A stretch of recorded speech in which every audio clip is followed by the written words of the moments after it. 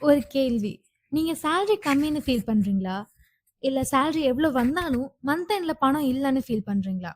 Because 2ம் ஒண்ணு கிடையாது.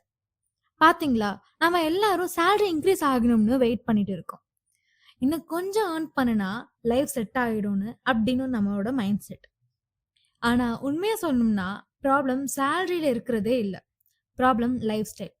சேலரி 30,000 இருக்கும்போது ஒரு மாரி ஸ்பெண்ட் பண்ணுவோம். சேலரி 60,000 ஆனா, அதுக்கேத்த மாதிரி எக்ஸ்பென்சஸும் 60,000 ஆகிடும். Phone upgrade, weekend outing, online shopping, food delivery, EMI எல்லாமே கொஞ்சம் கொஞ்சமா நார்மல் ஆகிடும். அப்புறம் மந்த் எண்ட்ல மறுபடியும் பணம் எங்க போச்சுன்னு அதே டயலாக். இததான் லைஃப் ஸ்டைல் இன்ஃப்ளேஷன்னு சொல்லுவாங்க. இது சைலன்ட்டா நடக்கும். நமக்கே தெரியாது. ஆனா இதுதான் நெறைய பேர் வெல்த் பில்ட் பண்ண முடியாம இருக்கிறதுக்கான ரீசன். சேலரி இன்கிரீஸ் ஆனா உங்க சேவிங்ஸ் இன்கிரீஸ் ஆகுதா? இல்ல. உங்க எக்ஸ்பென்சஸ் தான் இன்கிரீஸ் ஆகுதா? அத ஒரு தடவ யோசிச்சு பாருங்க. அந்த ஆன்சர் தான் உங்க ஃபைனான்ஷியல் ஃபியூச்சர டிசைட் பண்ணும். இது மாரி ஃபைனான்ஸ் டாபிக்க ஷார்ட்டா புரிஞ்சுக்க நம்ம ரீல்ஸ் இருக்கு.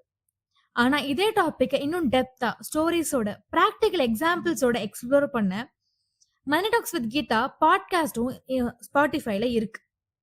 கேளுங்க. உங்களோட ஃபைனான்ஸ் பெர்ஸ்பெக்டிவ் கொஞ்சம் கொஞ்சமா மாறும்.